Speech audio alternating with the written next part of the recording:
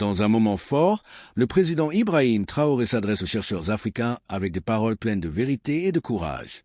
À travers ce message, il met en lumière la vision d'une Afrique souveraine, fière et indépendante, qui mise sur le savoir et la recherche pour se libérer de toute domination. Nous avons sélectionné les passages les plus marquants de son discours pour que tu ressentes toute la puissance et la clarté de ses mots. Reste jusqu'à la fin. Abonne-toi et partage si toi aussi tu crois en une Afrique qui pense et agit par elle-même.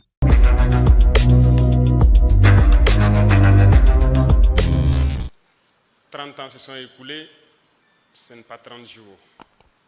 Et je pense qu'il est temps, en plus du thème, de faire le bilan, le point de situation. Et je tenais donc à féliciter tous les chercheurs, tous les enseignants, chercheurs, tous les inventeurs, tous les innovateurs, pour tout le travail qui a déjà été abattu, malgré les difficultés qui peuvent donc se trouver sur le chemin. Une fois, j'ai demandé au ministre et pourquoi les gens ont tellement besoin d'argent pour faire la recherche.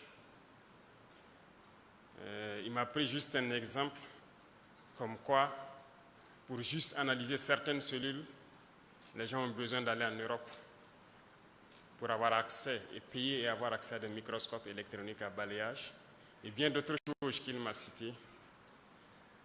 Et c'est ce jour aussi que j'avais compris que nous ne disposons pas de certains équipements de laboratoire. Et j'ai pris l'engagement qu'en 2026, peut-être au premier trimestre, ces équipements de pointe de dernière génération pour la recherche seront au Burkina Faso pour que vous puissiez faire la recherche.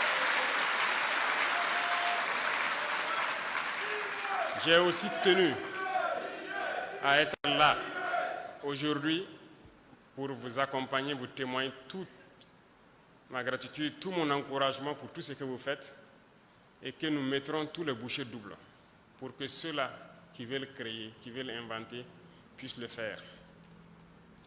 La page Faso Andoubé a été créée, beaucoup de gens ont commencé à s'inscrire et nous attendons toujours que les gens continuent de s'inscrire.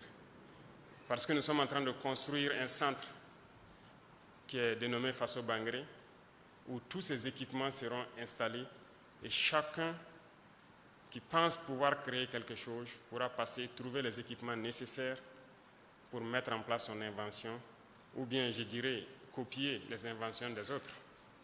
Parce que, rassurez-vous, peu importe le niveau de votre amitié, lorsque vous achetez quelque chose et qu'on vous dit qu'on vous transfère la technologie, on ne vous transfère pas tout. Bien sûr, il y a le secret de la fabrication que la personne va garder. Mais il n'y a pas de quoi s'inquiéter. Nous ne devons pas douter de nous, nos propres capacités. Certes, je vous encourage et vous félicite, mais il ne faut pas rester à cette étape. Je ne vais pas vous caresser dans le sens des poils. Je vais peut-être être un peu dur ce matin, mais l'objectif, c'est de faire réveiller tout un chacun, surtout la jeunesse. Parce que je vais parler sans langue de bois, sans langage diplomatique encore. Aujourd'hui, nous faisons travailler des entreprises jour et nuit. Des travaux qui se faisaient en 3 ans, on les fait en moins d'1 an. Faso Mevo travaille jour et nuit pour des chantiers qui devaient peut-être faire 10 mois, ils le font en 1 mois. C'est bien possible. Vous savez, ils sont venus nous flatter, nous endormir avec beaucoup de concepts. Il va falloir s'en départir, c'est ça aussi la révolution. Si nous voulons rattraper notre retard, il faut qu'on se remette au travail. L'Afrique ne peut pas être le berceau de l'humanité. Dieu ne nous a pas créés bêtes. Il nous a donné tous des cerveaux autant que eux. Mais nous refusons d'exploiter le potentiel de nos cerveaux. Certes, ceux qui se distinguent par un coefficient intellectuel différent de la moyenne, au-dessus de la moyenne, je dirais, s'en sortent, mais très souvent, ils sont pêchés par les impérialistes pour aller travailler pour eux. Et par manque de patriotisme pour certains, ils acceptent partir. Pour d'autres, l'espace aussi n'était pas propice à ce qu'ils puissent s'exprimer ici. Ils sont partis. Nous nous exhortons pour ceux qui veulent revenir à revenir et travailler ici, pour leur patrie, pour leurs frères. J'ai un coup de gueule à l'endroit de la jeunesse. Il faut que nous nous réveillons. je le dis et je vais continuer à le dire.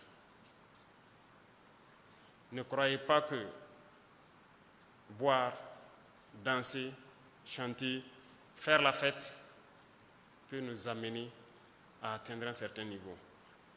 À travers ce comportement, on ne peut que rester esclave, à consommer et à consommer ce qu'ils produisent, mais surtout en leur donnant à vil prix nos richesses, notre sous-sol, parce qu'on n'a pas le choix, on ne sait rien faire. Moi, je suis venu pour encourager la recherche, pour encourager l'innovation, pour encourager la technologie. Il faut que nous puissions créer. Vous êtes capable de faire des choses. Et d'ailleurs, que ce soit ministre ou directeur, président d'institution, il y a plus de... Depuis l'année passée, je disais aux gens, quand je faisais l'arbitrage, ceux qui ont les bureaux cassés ou quoi, j'ai dit de prendre des cailloux et puis caler, jusqu'à ce que ça ne tombe pas. Si ça tombe, fabriquez ici. Personne n'importera des meubles de luxe au Burkina pour ces bureaux. On fabriquera ici. Donc ceux qui ont un projet en 2026 de mettre dans leur budget d'importer des meubles, avoir des bureaux très beaux et je ne sais comment, oubliez cela, ça ne passera pas. Nous allons faire ici jusqu'à ce que ce soit beau comme on veut. Parce que personne ne sera dans le luxe tant qu'on ne sera pas à un certain niveau. Si vous voulez votre luxe, vous devez vous débrouiller vous-même et votre salaire pour le créer. Le reste, on va se concentrer pour le travail. Et il faut que tout le monde se réveille. On s'amuse beaucoup. S'amuser, c'est bien, mais il faut travailler d'abord. Mais c'est une politique d'endormir le continent. Je prends un événement qui est passé.